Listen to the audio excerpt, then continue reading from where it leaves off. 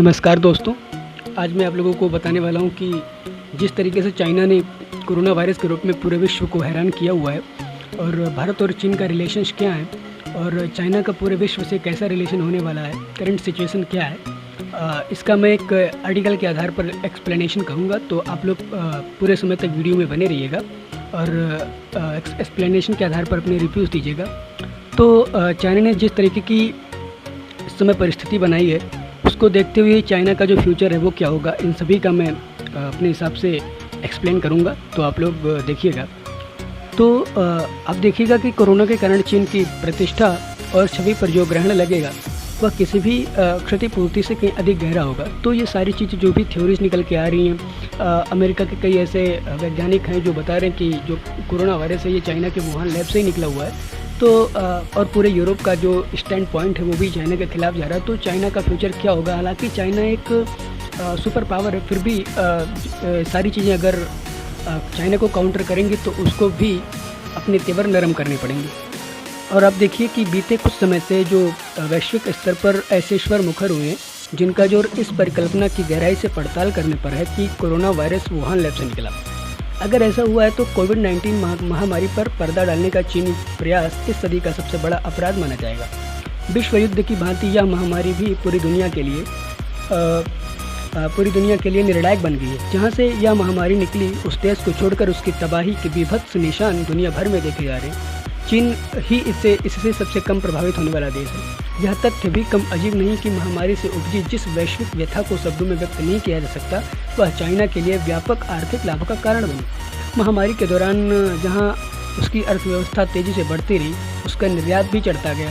और चाइना के अलावा और भी ऐसे कई देश हैं जिनकी जीडीपी, उनकी अर्थव्यवस्था बहुत ही संकट में आ गई।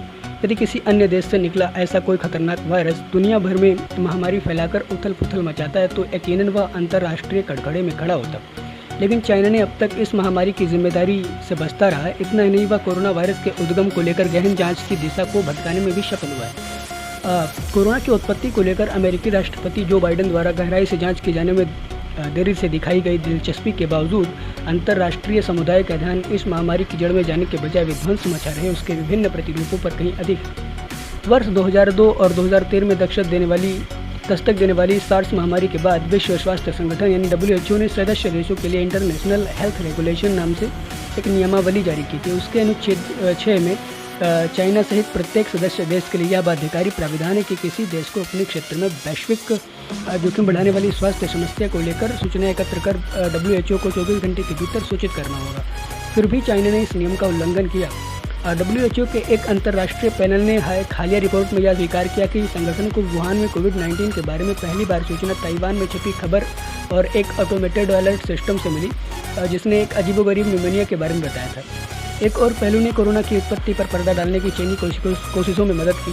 दरअसल अमेरिकी सरकार की एजेंसियों ने 2014 से ही वुहान की खतरनाक lab Wuhan institute of virology WIV को वित्तीय मदद मुहैया कराई। बाइडेन ने अपना कार्यकाल संभालते ही WHO के साथ अमेरिका की टूटी कड़ी जोड़कर अपने पूर्ववर्ती ट्रंप द्वारा इस संस्था में सुधार के लिए बनाए गए दबाव को व्यर्थ कर दिया।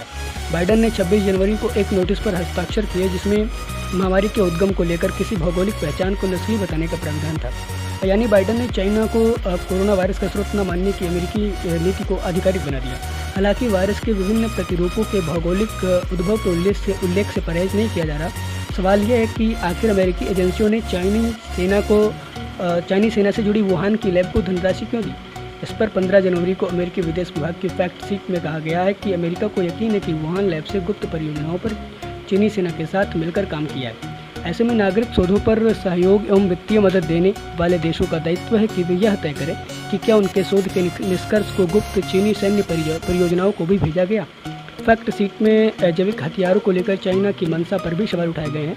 46 साल पहले जैविक हथियार कन्वेंशन के अंतर्गत निर्धारित बाध्यताओं के बावजूद चाइना ने अपने जैविक हथियार कार्यक्रम को समाप्त नहीं किया। महामारी की जड़ की पड़ताल और भी कई महत्वपूर्ण कारणों से बहुत ही महत्वपूर्ण है। दरअसल यह चाइना से निकली पहली जानलेवा बीमारी नहीं जिसने पूरी दुनिया को अपनी जद में लिया। इससे पहले भी 1957 के एशियन फ्लू, 1968 के हांगकांग फ्लू और 1977 के रशियन फ्लू जैसी इन्फ्लुएंजा महामारियों की शुरुआत चाइना से ही हुई थी। नए शोध के अनुसार करीब 5 करोड़ लोगों की जान लेने वाला 1918 का स्पेनिश फ्लू भी चाइना में ही पनपा था और वहीं से दुनिया भर में फैला कोविड भी चाइना से निकली पहली कोरोना वायरस जनित आपदा नहीं है और न ही चाइना पहली बार तथ्यों पर पर्दा डालने का काम कर रहा है। वर्ष 2002-3 में 21वीं सदी की पहली महामारी सॉर्स के मामले में भी वह ऐसा कर चुका है। कोरोना वायरस की पूरी कुंडली समझना इसलिए भी आवश्यक है ताकि भविष्य में ऐसे किसी आपदा से निपटने की पर्याप्त तैयारी की जा सके। चाइना अपने दामन बचाने की कोशिश में जुटा है, लेकिन उस पर अंतर्राष्ट्रीय बिरादरी का विश्वास भी बढ़ा है। इसने महामारी की पूरी असलियत जानने में दिलचस्पी बढ़ाई।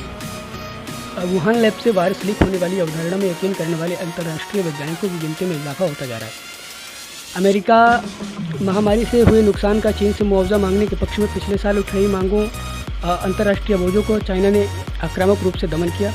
इस साल ट्रंप के अलावा कोई भी ऐसी मांग नहीं कर रहा क्योंकि ऐसा कोई भी कदम अव्यावहारिक अधिक है।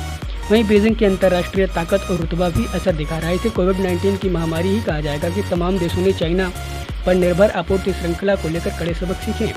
चाइना से अंतर्राष्ट्रीय मोहभंग बढ़ा, बदलते हालात में जैव लीक थ्योरी मुख्यधारा में जगह बनाती जा रही है। ऐसे में वुहान लैब को लेकर अमेरिका की आधिकारिक जांच कोविड-19 के मूल को लेकर स्थिति स्पष्ट करने पर चीन पर दबाव बढ़ाएगी। कुल मिलाकर चाइना को अपने कर्मों का अंजाम भुगतना ही पड़ेगा।